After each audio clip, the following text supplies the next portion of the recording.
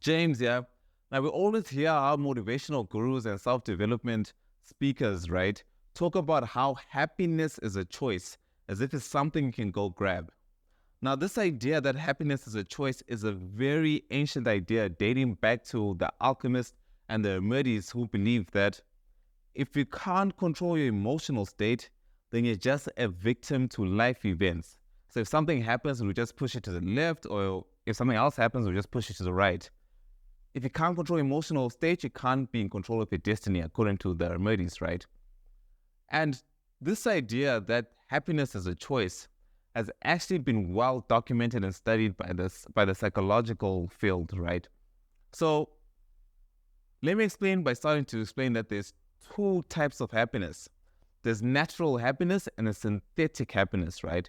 Natural happiness is when you want something and it goes your way and therefore it makes you happy. Like you buy a lottery ticket and you win the lottery and you become happy. And synthetic happiness is when you choose to be happy even in the event that you get something that you don't want. And there's a classic study about this, right? Where they studied a group of lottery winners and a group of people who had lost their limbs or lost their legs and just got it disabled.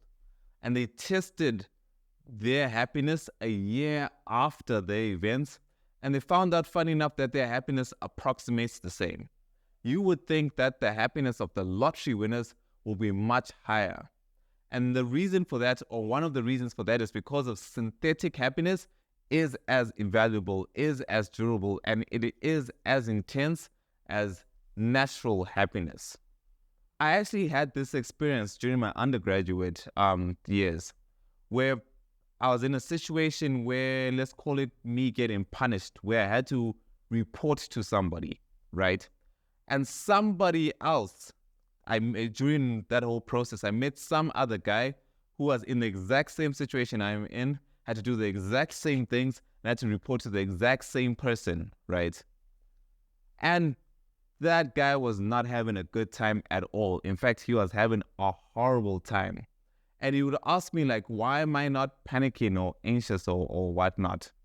And I remember that there were two reasons, and you can extract the value of these two reasons for how to have synthetic happiness. The first one was, I realized that the situation I'm in could have been a lot worse.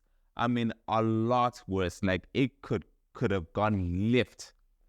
And to compare that, it's not at its worst, and I'm actually kind of comparatively happy in where I am right now compared to what it should have been. That allowed me to give me room and space for gratitude, right?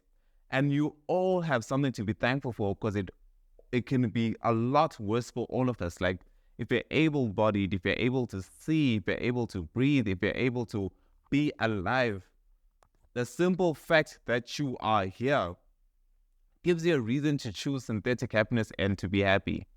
And I've heard the critique that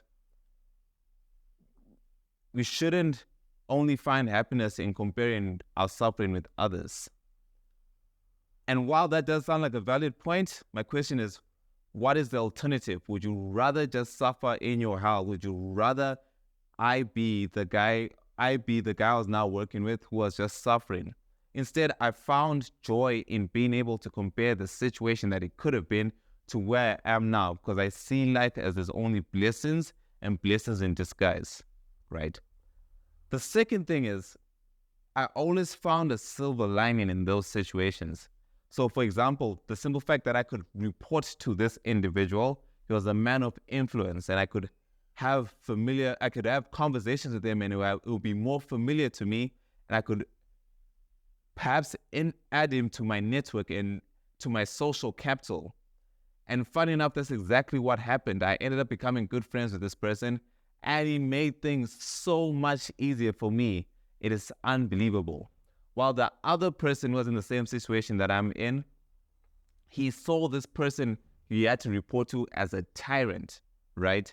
He saw it, he had the perspective of negativity, so he didn't interact with this person enough, and things were much harder. So we were in the same bucket, but we had different experiences because I chose to synthesize my happiness. Now, you may be asking, how can I strengthen my muscle to synthesize happiness? The human species has developed a brain that allows for that. Like, as far as I'm aware of, we're the only species that can do that, and thank God. Now, how can we strengthen that muscle to synthesize happiness? The only way I know how to is for you to write a gratitude list every single day. 10 things you're grateful for. If you can do this for 60 days, I promise you, through neuroplasticity, you're going to notice the way you view the world is going to be completely different. And if you skip a day, start again from day one. I personally only noticed this on day 52.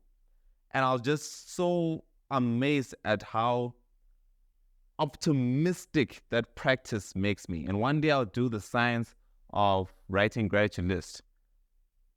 That act of sitting down with a pen and paper, not on your phone, and writing 10 things you're grateful for will help you synthesize happiness. And the value of synthesizing happiness is due to the law of correspondence, which I've spoken on this channel many times about, that as within, so without.